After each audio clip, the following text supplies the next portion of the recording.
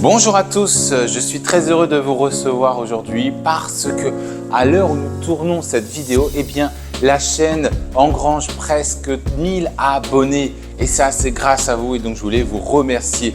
Et quoi de plus naturel que d'exprimer mon bonheur que aujourd'hui de parler du pays du bonheur, effectivement. Et nous n'allons pas parler de la Norvège, un pays qui est le plus gros consommateur aussi de café au monde. Et je ne vous parle pas de l'Islande. Un pays qui est tourné vers la technologie, pensez au téléphone Nokia, pensez aux applications et cette Startup Nation n'est pas la Suède. Un pays aussi qui est connu pour être la patrie du Père Noël et nous n'allons pas parler du pôle Nord.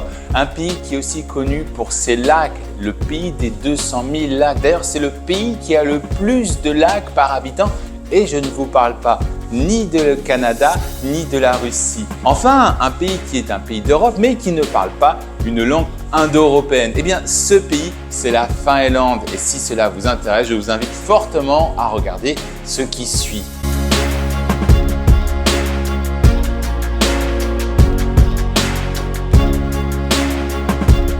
La Finlande est un pays d'Europe du Nord de 336 861 km². C'est de la taille du Vietnam ou de la Norvège. C'est le 5e pays le plus vaste de l'Union européenne. Il a pour voisin à l'est la Russie, au nord la Norvège, à l'ouest la Suède et au sud, au-delà du golfe de la Finlande, vous avez l'Estonie. En finnois, Finlande se dit Suomi, qui en fait est une traduction de Suo plus ma, qui signifie terre et marais ou tout simplement le pays des lacs.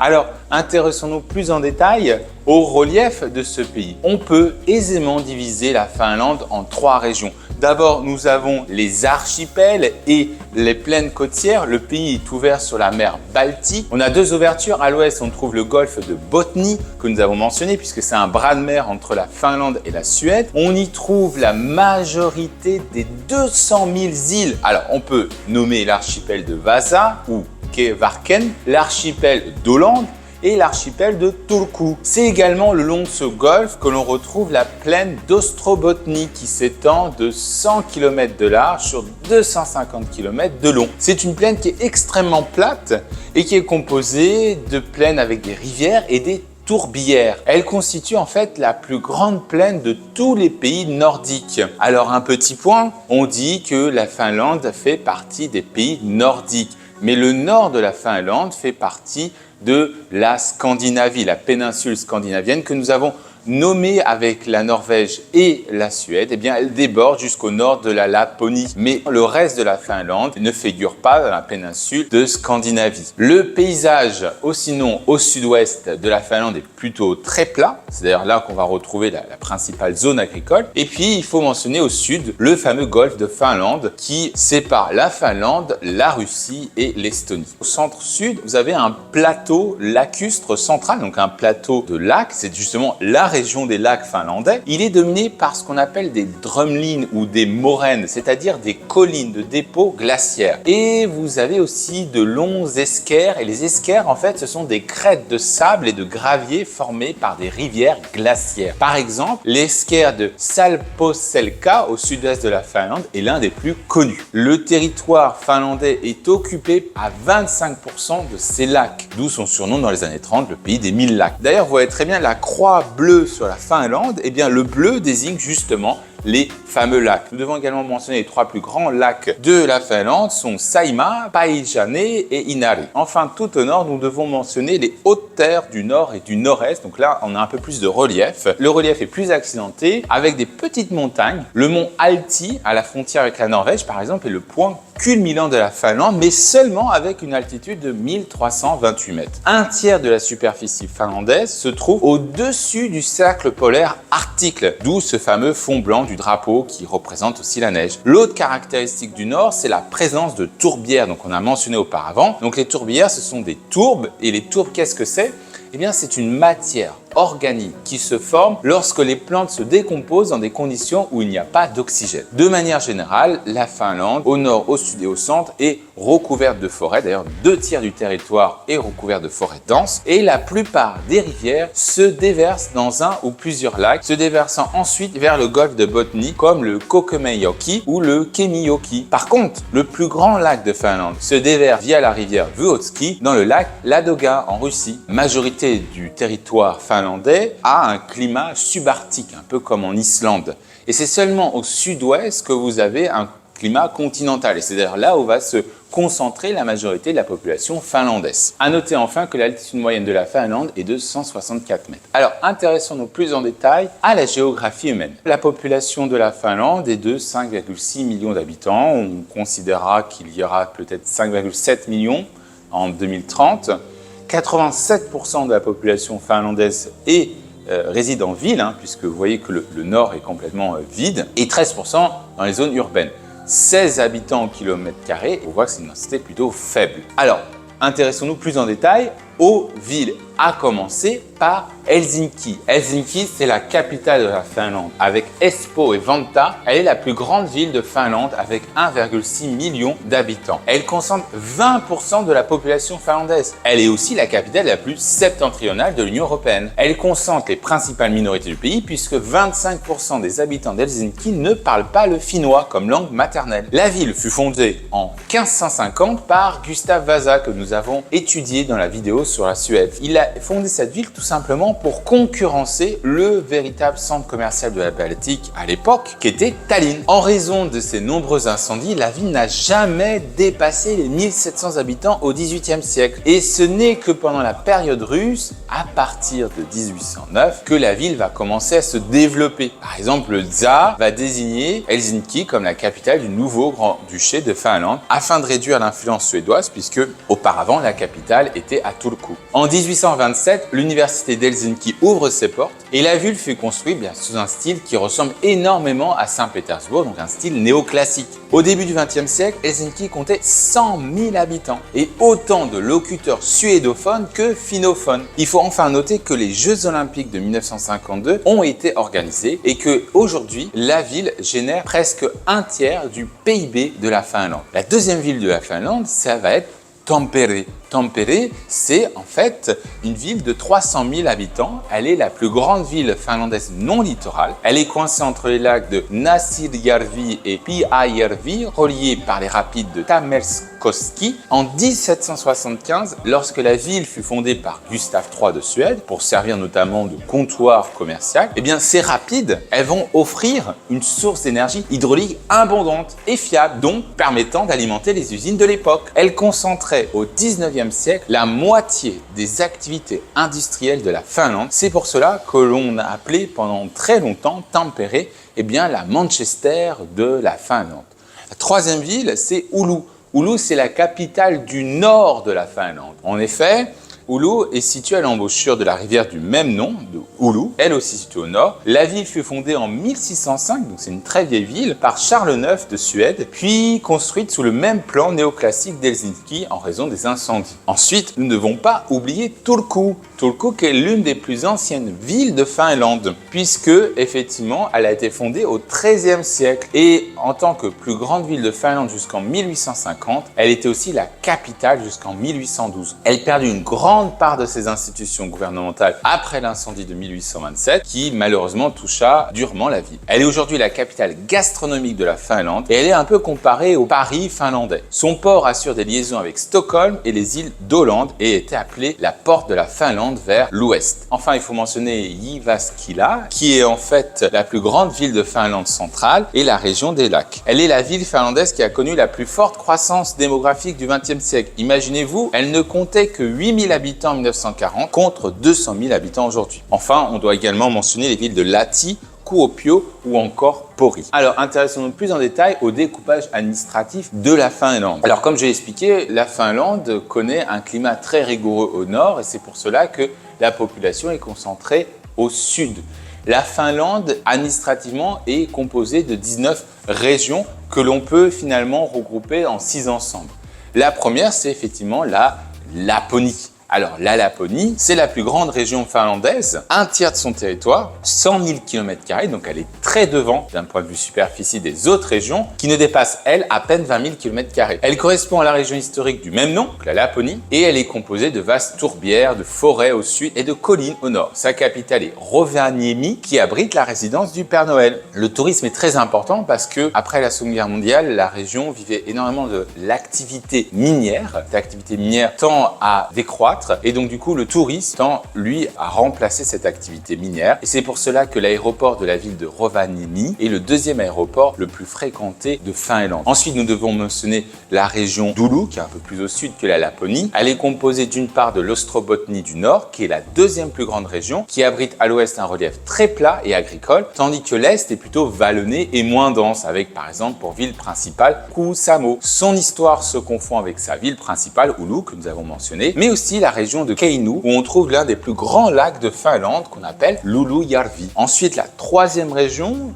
un peu plus au sud encore, ça va être la Finlande orientale. Et la Finlande orientale, elle est composée de la Savonie et de la Carélie. Ce sont deux régions historiques. La Savonie, d'une part, est composée de descendants de paysans caréliens et tavastiens qui s'y étaient installés à la recherche de nouvelles terres adaptées à l'agriculture sur brûlis. D'autre part, vous avez la Carélie, qui est la région la plus orientale et donc la plus orientée vers la Russie. Les Caréliens, en fait, sont l'une des trois tribus historiques de la Finlande. Historiquement, elle fut séparée des autres Carélies qui sont restés en Russie par le traité de Nystad. Elle est connue aujourd'hui pour être la région la plus sociable de Finlande et on y parle une variété orientale du finnois. Ensuite, nous avons la Finlande occidentale. Et cette Finlande occidentale, elle est composée de l'Ostrobotnie, de la Finlande centrale, de Pirkanmaa, de Sakatunta et de la Finlande du sud-ouest. Alors, il s'agit d'un regroupement de la province historique de l'Ostrobotnie. L'Ostrobotnie signifie la terre située à l'est du golfe de Botnie, puisque Botnie signifie baie en norrois, la langue des Vikings. Les Vikings s'installent et installent des zones de peuplement sur la côte, puis au XVe siècle, ce sont des Finlandais venus de Savonie qui vont s'installer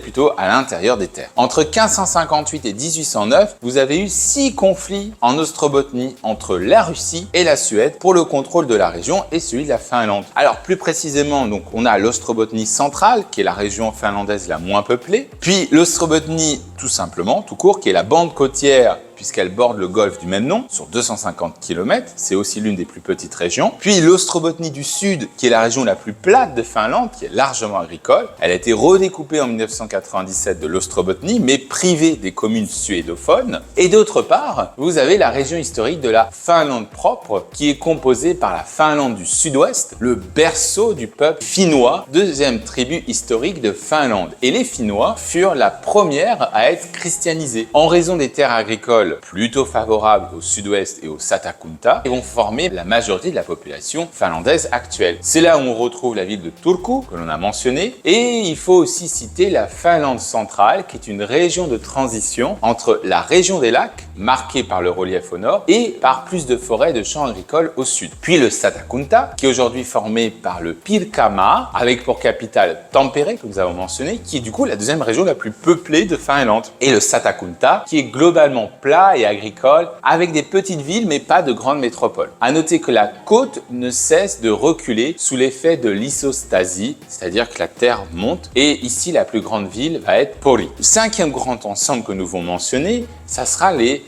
îles d'Åland, qui est un archipel composé de 6500 îles entre la Finlande et la Suède. Elle est située à l'entrée du golfe de Botnie. Seulement 80 îles sont habitées avec une population de 30 000 habitants. Mais 90% des habitants sont concentrés sur l'île principale, Fastaåland. Ces îles sont relativement plates, puisque le point culminant, Lordalskind, est à seulement 129 mètres. Mais la particularité de ces îles, c'est qu'elle a une seule langue officielle. Et cette langue n'est pas le finnois, c'est le suédois, qui est parlé comme langue maternelle par 94% des insulaires. Au 8e siècle, en fait, vous avez des colons scandinaves qui vont s'installer et en raison de sa situation stratégique, ils vont construire le château de Castellum. Les îles deviennent suédoises à partir de 1504 et elle est occupée au 18e siècle par les Russes qui la rattachent à la Finlande en 1809 au traité de Frederikshamn. Et eux, ils construisent également une forteresse, la forteresse de Bormundsund. Pendant la guerre civile de Finlande, les habitants vont demander le rattachement de ces îles îles à la Suède, mais c'est la Société des Nations, sur initiative britannique, qui en 1921 décide que les îles soient définitivement rattachées à la Finlande. En contrepartie, Helsinki doit préserver les droits de ses habitants. C'est pour cela que les îles de Land ont un parlement. Et la dernière région, ça va être effectivement la Finlande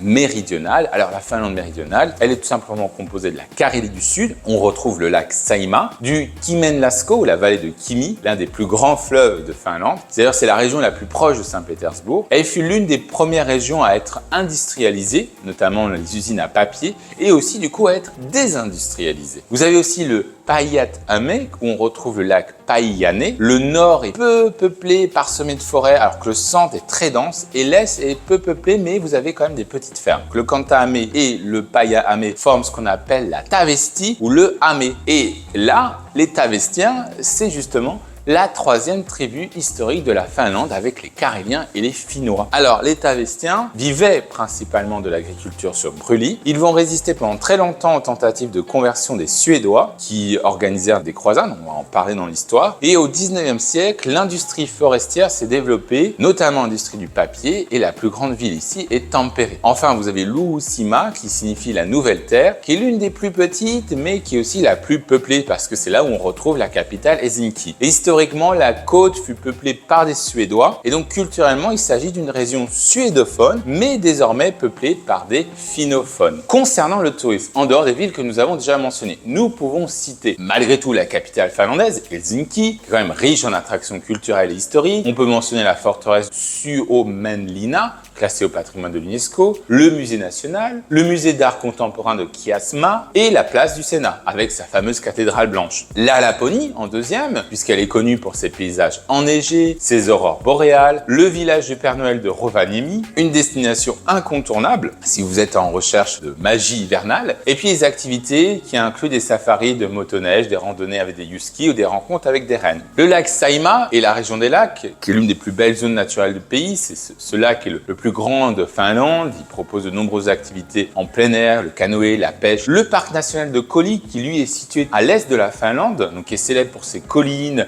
qui offrent une vue panoramique époustouflante sur les lacs et les forêts. C'est un lieu de randonnée populaire et ses paysages ont inspiré de nombreux artistes finlandais. Porvoo, sa ville médiévale, à seulement 50 km d'Helsinki, qui est connue pour ses maisons en bois colorées et son centre historique charmant avec des rues pavées et une cathédrale du 15e siècle. La vieille ville de Rauma, qui est composée de 600 maisons de bois, qui a conservé son caractère médiéval avec ses ruelles étroites et sinueuses et ses terrains irréguliers. Il fut le premier site de Finlande classé au patrimoine de l'UNESCO. Et enfin, la vieille ville en bois de Petäjävesi, qui est une église luthérienne finlandaise qui est aussi classée. La langue officielle de la Finlande sont deux. D'une part, nous avons le suédois, que nous avons déjà mentionné lors de la précédente vidéo, et le finnois. Attention, pas le finlandais, le finnois. Alors, le finnois, comme je le mentionnais en introduction, n'est pas une langue européenne. Effectivement, c'est une langue ouralienne, parce qu'elle vient de l'Oural. La famille ouralienne est composée de deux familles. La famille des samoyèdes, que nous allons mentionner ultérieurement dans une vidéo sur l'Oural, et la famille des langues finno-ougriennes. Et cette famille finno-ougrienne, je l'ai déjà mentionnée, puisque dans finno-ougrienne, vous avez ougrien, et ougrien, en fait, c'est le hongrois. Regardez notre première vidéo, et également le finnois. Alors, les langues finnois elles-mêmes se décomposent en plusieurs sous-groupes.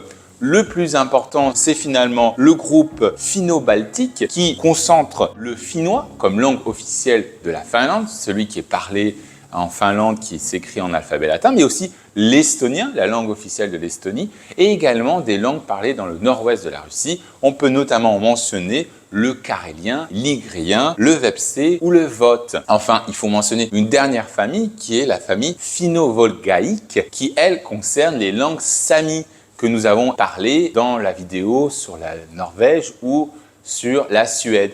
Eh bien, ces langues samis concentrent à peu près 30 000 locuteurs sur ces 4 États. On voit également que la Finlande est un pays homogène ethniquement, puisque à peu près 89% des Finlandais sont finnois. Vous avez une forte minorité suédoise, 5%, qui peut expliquer le bilinguisme, et vous avez également depuis 1990 une immigration. Alors déjà, vous avez les voisins, d'abord 1% d'Estoniens, On rappelle, l'estonien est une langue proche du finnois et les Russes, mais également on a des expatriés venant à la fois du Moyen-Orient, des arabophones, des gens de la Corne de l'Afrique, des Kurdes, des Iraniens, des Indiens, des Chinois et des Vietnamiens. Alors, comment expliquer cette situation linguistique? Eh bien, ça encore, c'est l'histoire qui va nous le dire. Au Paléolithique, vous avez des populations d'Europe du Sud qui sont venues en Finlande parce qu'ils ont été attirés par les retraits des derniers glaciers et également par l'abondance des gibiers. Puis ensuite, au Néolithique, vers moins 3000, vous avez en fait des populations d'Europe centrale, les ancêtres des Tavestiers, qui se sont installés, mais ce sont plutôt des populations sédentaires, donc ils ont appliqué l'agriculture. Et enfin, vers moins 1000, vous avez les ancêtres des Finlandais qui sont venus de l'ouest de l'Oural pour s'installer définitivement en Finlande. Donc vous avez à peu près la population de la Finlande. Au premier millénaire de notre ère, ça sera plutôt des tribus germaniques. En fait, des gens qui viennent avant l'ère viking, donc des tribus comme les Goths. Ils viennent plutôt dans le sud-ouest, dans les îles Hollande, parce qu'effectivement, vous avez des ressources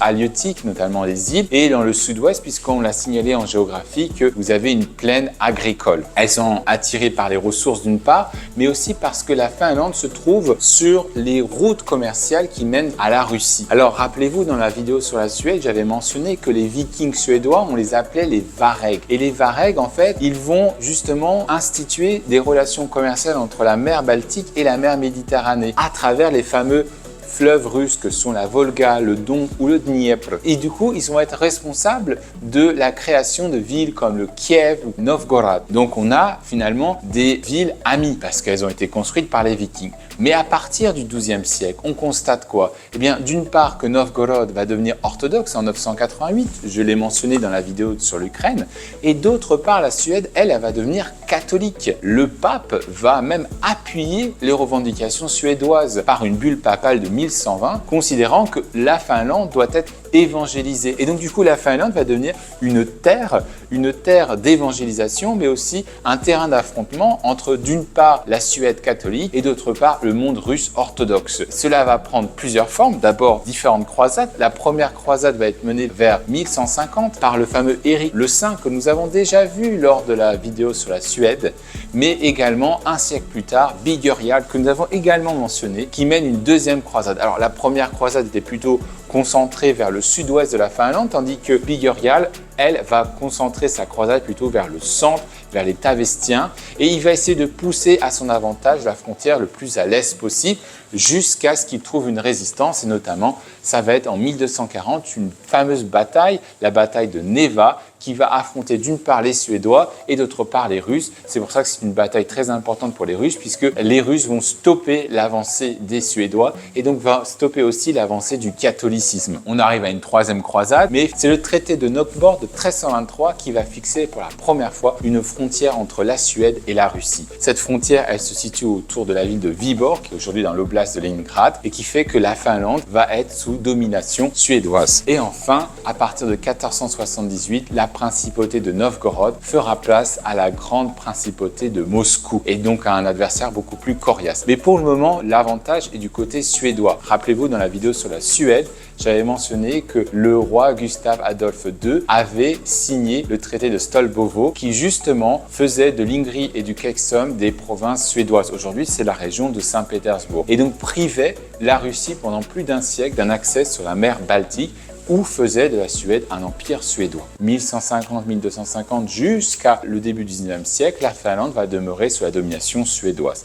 C'est-à-dire que le pays va devenir, comme on l'a vu, catholique, puis ensuite luthérien. Vous allez avoir la construction de châteaux, mais également les impôts vont être collectés, la noblesse et l'aristocratie vont apparaître. Ces décisions vont entraîner des réactions vis-à-vis de la paysannerie qui va se soulever de nombreuses fois, notamment entre 1596 et 1597. Alors, elles sont durement matées, la condition paysanne ne va pas forcément s'améliorer, au contraire plutôt se détériorer sous les règnes de Charles IX, et on voit même une plus grande domination suédoise sur la Finlande, comme par exemple sous le règne de Gustave Adolphe II. Même si auparavant, le roi Jean III avait érigé la Finlande en tant que grand-duché, juste pour titiller le grand-duc Ivan IV le Terrible, qui était grand-duc de Moscou. Le véritable tournant pour la Finlande, ça va être le XVIIIe siècle. On l'avait vu également dans la vidéo sur la Suède que au XVIIIe siècle, eh bien, l'Empire suédois commence à s'effriter. Pourquoi? Parce que justement,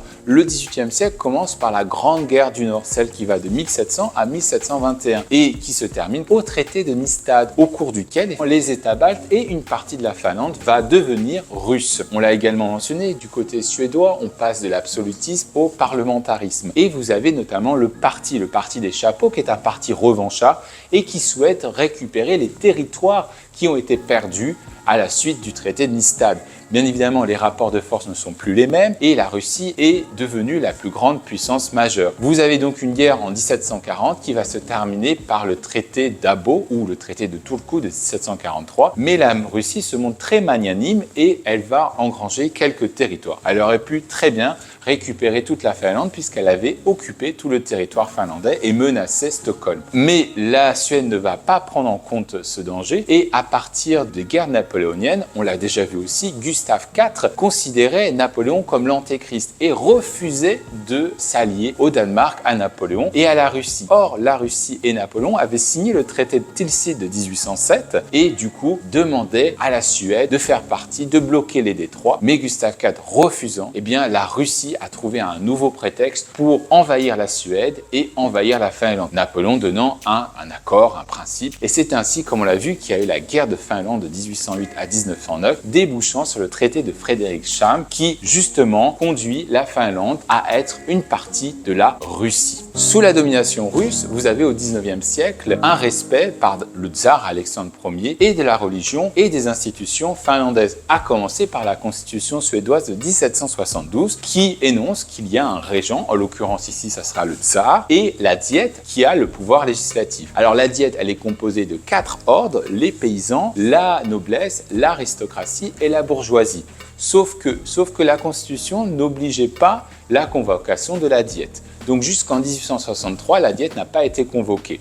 Or, elle est utile pour justement voter de nouveaux impôts ou de nouvelles législations. On arrive en 1863 où là, vous avez un autre type d'empire et un autre règne. C'est le règne d'Alexandre II. Alexandre II veut moderniser son pays, la Russie, parce que justement, la Russie a perdu la guerre de Crimée face aux puissances occidentales que sont l'Angleterre et la France. Par conséquent, il souhaite utiliser la Finlande comme un laboratoire d'idées. Effectivement, c'est une petite population très éduquée et qui peut participer à élaborer des projets et si ces derniers fonctionnent, eh bien pourquoi pas l'implanter dans d'autres parties de l'Empire russe. Et c'est ainsi que symboliquement, eh bien, le Parlement finlandais va voter sa propre monnaie nationale, le marka, qui va utiliser jusqu'à l'euro, et également une loi sur la conscription finlandaise qui va poser les bases de l'armée finlandaise. Ça permet à la Finlande d'être plus loyale et de constituer un glacis défensif puisqu'on n'oublie pas que la Finlande est située à quelques kilomètres de Saint-Pétersbourg, le centre du pouvoir russe. Économiquement, au XIXe siècle, la Finlande est très prospère. C'est un siècle justement de croissance économique. La population finlandaise va passer de 900 000 à 2 millions d'habitants. La capitale, qui était à Turku, donc beaucoup plus orientée vers la Suède, va être déplacée à Helsinki en 1812. Donc finalement, la domination russe et une domination qui est respectueuse des institutions. Le seul point noir serait la langue. En 1850, il y a une ordonnance qui a été passée qui va restreindre l'usage du finnois pour les livres religieux ou pour les livres économiques. Et la décision de passer cette ordonnance était motivée par le fait que cela aurait pu encourager l'apprentissage ou l'usage de la langue russe aux dépens du finnois. Au contraire, cela va d'une part effectivement freiner l'enseignement du finnois, le développement d'une littérature en finnois, mais en fait cela va davantage encourager le suédois que le russe. Et cela va aussi avoir un ressentiment envers les populations. Étant donné que le russe n'est pas privilégié, sous le règne de Nicolas II, on va passer à une plus grande russification. Cette russification ne va pas fonctionner puisque 12 ans plus tard, en 1906, la défaite de la guerre russo-japonaise et à nouveau, en raison d'une défaite militaire, le régime doit se moderniser. Vous avez un peu plus de liberté et la fin de la russification. En 1912, on reprend cette politique de russification, mais en 1917, comme on verra, la Finlande va devenir indépendante. Alors justement, la Finlande va profiter des événements, des soubresauts de la révolution russe de 1917. En février, vous avez déjà une première partie, on en parlera beaucoup plus en détail lors de la prochaine vidéo. Mais vous avez aussi également une deuxième partie au cours de laquelle le Parlement demande l'indépendance à la Russie et Lénine va accepter. Pourquoi? Pourquoi? Parce que idéologiquement, Lénine est plutôt favorable au droit des peuples à disposer d'eux-mêmes et il souhaiterait que la Finlande prenne le même chemin que la Russie et adopte le bolchevisme. Au final, il accepte et la Finlande devient en décembre 1917 enfin indépendante. Alors bien que cette indépendance eût été pacifique, on a malheureusement ensuite une guerre civile entre d'une part les rouges, c'est-à-dire les ouvriers, les travailleurs agricoles, et les blancs qui sont effectivement les paysans, la classe moyenne, la bourgeoisie, finalement un Sénat conservateur. Ces deux partis en fait font que ce conflit devient un conflit internationalisé parce que les soviétiques vont effectuer des livraisons d'armes aux rouges tandis que les Allemands, après la signature du traité de Brest-Litovsk, vont intervenir militairement. C'est un conflit qui va être très court, quelques mois, mais cruel, terrible puisque vous avez près de 40 000 morts, qui va donc se terminer par la victoire des Blancs. Alors effectivement, à la fin, on considérait que, étant donné que c'est les Blancs qui ont gagné, on allait plutôt s'orienter vers une Finlande très influencée par les Allemands, puisque ce sont les Allemands qui sont intervenus. On pensait que la Finlande allait adopter une monarchie, comme ses consoeurs, que sont la Norvège ou la Suède. Mais étant donné que l'armistice de 11 novembre est arrivé entre-temps et que les Allemands ont dû revenir en Allemagne, finalement, la Finlande n'est pas devenue une monarchie, mais une république. Ce qui explique aussi pourquoi aujourd'hui, le président de la Finlande a énormément de pouvoir. En effet, en raison de cette guerre civile, les deux partis politiques principaux, que sont le SPD et les libéraux, souhaitaient que la Finlande se dirige vers un parlementarisme. Or, en raison de ce contexte particulier, le Sénat conservateur a imposé une figure qui est le président de la République finlandaise avec des pouvoirs conséquents. Ensuite, il faut bien sûr prendre en compte que cette guerre civile va avoir des conséquences traumatisantes pour la société qui va devoir mettre du temps avant de se remettre. Et c'est finalement uniquement avec le compromis social, la croissance économique et la religion que la société finlandaise va pouvoir se ressouder. 20 ans plus tard, elle va avoir un nouveau conflit face à l'URSS. Là, cette fois-ci, c'est Staline. Staline craint que la Finlande soit récupérée ou instrumentalisée par l'Allemagne nazie. À nouveau, la frontière entre l'URSS et la Finlande n'est qu'à quelques kilomètres de Leningrad. Alors, la capitale de l'URSS, c'est à nouveau Moscou, mais Leningrad, c'est une ville symbolique. C'est la ville de Lénine. Et en aucun cas, elle peut tomber sous les nazis. Pour cela que Staline va demander à la Finlande de récupérer les territoires du sud-est. Bien sûr, la Finlande ne peut pas accepter de perdre une partie de son intégrité territoriale. Il en découle finalement une guerre, la fameuse guerre d'hiver. Alors tout le monde pense que, étant donné que les soviétiques sont beaucoup plus nombreux, beaucoup mieux armés, le conflit va durer que quelques jours et finalement il va durer plusieurs mois. En raison du fait que les Finlandais connaissent mieux le terrain, mènent une politique de guérilla, l'hiver est très rigoureux et effectivement, les Finlandais défendent leur patrie. Donc, les Soviétiques défont les Finlandais qui sont obligés de signer un traité de paix qui voit justement une partie de la Carélie finlandaise devenir russe. Et puis, lorsque Hitler envahit l'URSS, Hitler a justement vu que Staline a eu énormément de mal à battre la Finlande, les Finlandais se sont également invités à ce conflit, se sont également battus et ils ont récupéré les territoires, mais ils n'ont pas voulu aller au-delà des frontières de 1939. À la fin de la Seconde Guerre mondiale, les Soviétiques mènent une nouvelle contre-offensive et la Finlande est obligée de céder à nouveau des territoires, notamment la cessation de Petsamo qui permettait à la Finlande d'avoir accès à l'océan Arctique.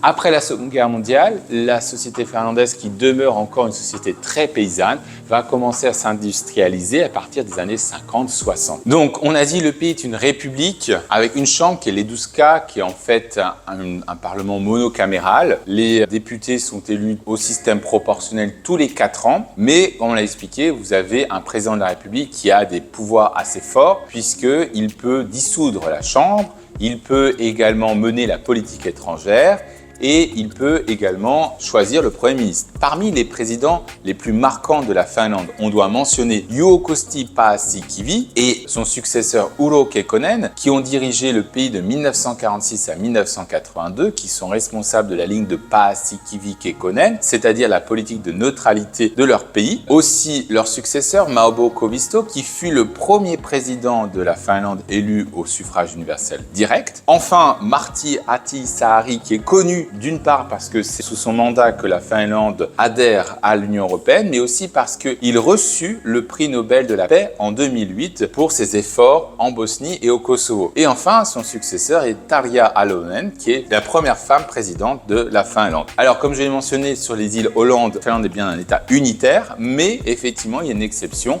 puisque les îles Åland ont leur propre parlement et qu'ils peuvent effectivement mettre un veto sur les lois votées d'Helsinki, à l'exception des lois qui portent sur des fonctions régaliennes. Le pays est membre de l'ONU et du Conseil arctique seulement depuis 1955, en fait suite à un accord américano-soviétique. Et toujours en raison de sa neutralité, eh bien, le pays a été choisi en 1975 pour mener la conférence sur la sécurité et la coopération en Europe. Enfin, la Finlande fait partie de l'Union européenne depuis 1995 et l'OTAN depuis seulement 2023. Alors, intéressons-nous plus en détail au Parlement. Alors, on a effectivement un certain nombre de partis. D'abord, le SPD. Le SPD, en fait, c'est le Parti social-démocrate. C'est le plus ancien parti politique finlandais. Il a été créé en 1899. C'est de ce parti que sont issus notamment Koivisto, Ahtisaari et Halonen. Enfin, ils ont également dirigé le pays de 2019 à 2023. Ses alliés traditionnels sont d'une part la Ligue verte, qui est en fait un parti écologique fondé en 1987, et l'Alliance de gauche, qui est en fait un parti issu de la fusion du Parti communiste à la chute du mur de Berlin. Dans l'opposition, on peut citer le Parti du Centre, qui est un parti social-libéral, libéral, agrarien. D'ailleurs, il s'appelait le Parti agrarien dans les années 60. Il s'agit aussi l'un des plus vieux partis politiques de Finlande, puisqu'il a été créé en 1908.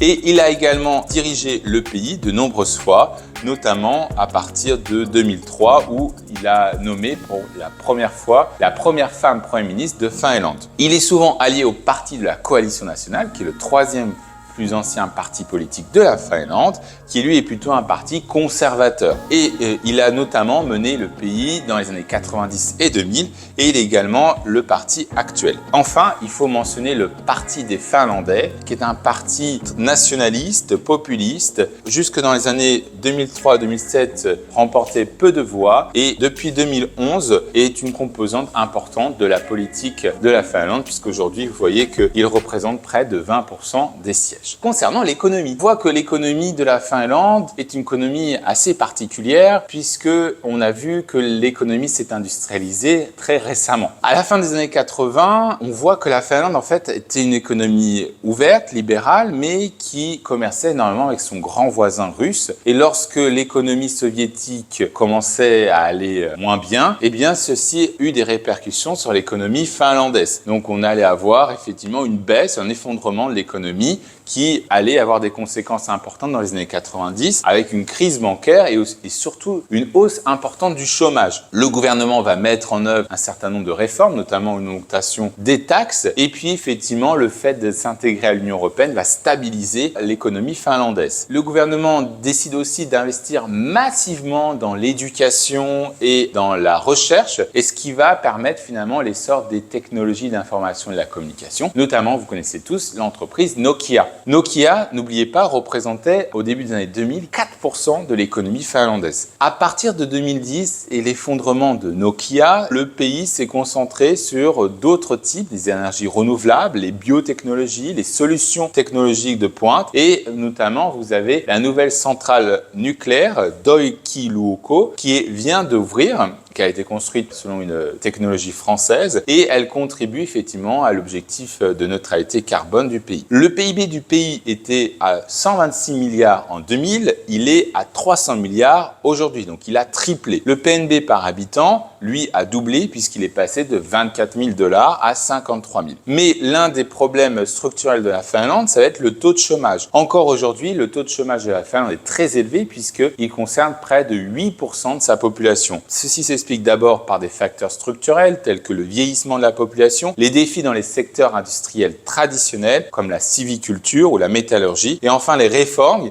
qui concernent la formation professionnelle et les réformes de la protection sociale qui prennent du temps pour avoir des effets. La monnaie de la Finlande est l'euro. Au niveau de la répartition du pays, on voit qu'il s'agit d'une économie plutôt similaire à ce qu'on peut voir en Europe. 2% pour le service primaire, 28% au secteur secondaire et 70% au secteur tertiaire. Alors le secteur primaire, il est modeste parce que tout simplement, vous voyez que le climat ne permet pas une agriculture. Le secteur secondaire, il est plutôt lié à des industries liées au secteur primaire, notamment la sylviculture, la métallurgie, la chimie ou la production d'équipements technologiques. Le secteur tertiaire, vous avez le commerce de détail, les TIC, puisqu'on avait Nokia, les services financiers, le tourisme, l'éducation et la santé. Alors, parmi les grands groupes du pays, on doit effectivement nommer Nokia. Nokia, en fait, c'est une très vieille entreprise puisqu'elle a été fondée en 1865. C'est l'une des entreprises finlandaises les plus emblématiques. Comme vous le savez, elle a dominé le marché des téléphones mobiles dans les années 1990 et 2000 avant de se concentrer sur les infrastructures de télécommunications et la 5G. Aujourd'hui, Nokia est quand même encore un leader dans les technologies des réseaux. Ensuite, Kone. Kone, en fait, c'est une entreprise d'ascenseurs, l'un des leaders mondiaux dans les solutions de mobilité de personnes, donc les ascenseurs, les escaliers mécaniques et les portes automatiques. Stora Enso, c'est l'une des plus grandes entreprises de foresterie au monde. Elle est issue de la fusion entre le suédois Stora et la finlandaise Enso Gutzei. Neste, un acteur clé dans le domaine des biocarburants et qui est devenu l'un des plus grands producteurs mondiaux de diesel renouvelable. UPM Kymmene, un leader mondial dans l'industrie de la foresterie avec des produits allant du papier, du carton à la biomasse et au biocomposite. Fortum, l'un des principales entreprises de production d'énergie en Finlande et en Europe. Wärtsilä, qui est fondée en 1834 et qui fournit des solutions avancées pour les secteurs de la marine et de l'énergie. Et Fiskars, qui est fondée en 1649. Fiskars est aujourd'hui l'une des plus grandes entreprises de Finlande et est célèbre pour ses ciseaux emblématiques à poignée orange. Et donc, c'est l'un des leaders mondiaux dans les produits de jardinage, de cuisine et d'artisanat. Et il ne faut pas oublier non plus Angry Birds. Alors, pour la culture et la société, je vous propose comme artiste Akseli Gallen-Kallela, qui est un peintre célèbre pour ses œuvres inspirées de l'épopée finlandaise Kalevala et qui a capturé la mythologie et les paysages finlandais dans un style unique. Ensuite, vous avez Eero Saarinen, qui est un architecte et designer célèbre. Il a réalisé des œuvres emblématiques. On peut notamment nommer le terminal de l'aéroport TWA de New York ou le Gateway Arc de Saint-Louis. Vous avez Alvar Aalto, qui est un architecte aussi designer considéré comme l'un des pionniers de l'architecture moderniste. Il a construit la bibliothèque de Viipuri, le pavillon de la Finlande à l'exposition internationale 1939. Et enfin, Hélène Skierbeck, peintre reconnue pour ses portraits introspectifs et ses œuvres modernistes. Elle est l'une des artistes finlandaises les plus importantes du XXe siècle. Au niveau des scientifiques, je vous propose Artturi Ilmari Virtanen, qui est un chimiste qui a reçu le prix Nobel de chimie en 1945. Bengt Holmström, qui est un économiste qui lui aussi a reçu le prix Nobel d'économie en 2016 pour ses travaux. Et enfin, Lars Alford, qui est un mathématicien reconnu, qui a été l'un des premiers lauréats de la médaille Fields en 1936. Enfin, au niveau des écrivains, je vous propose Aleksi Kivi, qui est considéré comme le premier écrivain de fiction en langue finnoise. Il a écrit notamment Les Sept Frères. Frans Emil Sillanpää, qui est un auteur finlandais qui a reçu le prix Nobel de littérature en 1939.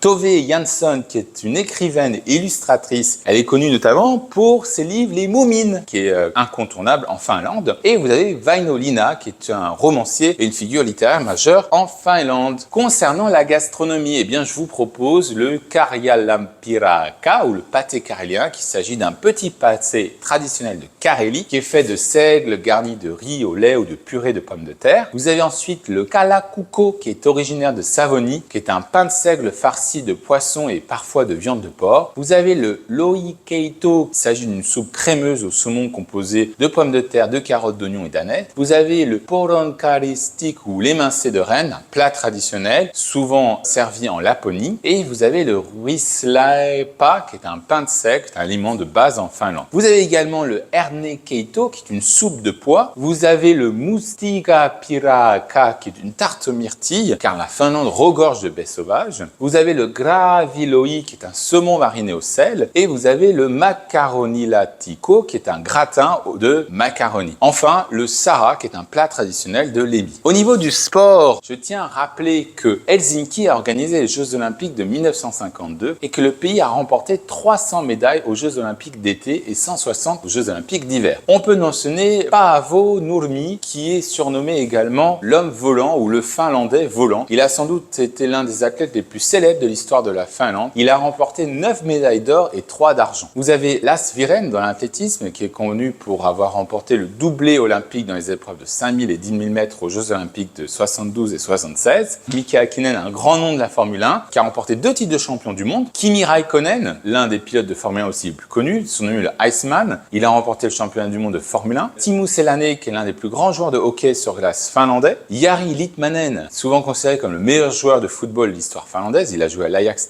d'Amsterdam. Matti Nykänen, qui est l'un des meilleurs sauteurs de ski de tous les temps, il a remporté 5 médailles olympiques. Väinö Millirinen, qui est l'un des plus grands haltérophiles de son époque. Et Tero Pitkämäki, l'un des meilleurs lanceurs de javelot de Finlande. Je terminerai mon exposé sur les défis de la Finlande. Parmi les défis, le défi géopolitique, c'est sa proximité avec son voisin oriental. Comme on l'a vu récemment, la Finlande a adhéré à l'OTAN et ce qui va supposer une augmentation de ses dépenses militaires. Vous avez également les défis politiques. Comme de nombreux pays européens, la Finlande est confrontée au vieillissement de sa population. Donc vous allez avoir un certain nombre d'expatriés étrangers conduit à une augmentation du parti populiste. Donc on a le défi de l'intégration et le défi de la réponse politique. Ensuite, on a le dépeuplement des campagnes qui va entraîner une plus grande inégalité entre les villes et les campagnes. Les défis économiques, on voit que l'économie finlandaise dépend énormément de ses exportations et la rend vulnérable des fluctuations économiques mondiales. Enfin, en termes environnementaux, le pays est quand même touché plus particulièrement en raison de sa latitude et le réchauffement climatique va avoir des conséquences, notamment dans le nord, qui seront irréversibles. Et voilà, comme toujours, si vous avez aimé, n'hésitez pas à partager, à liker et à vous abonner.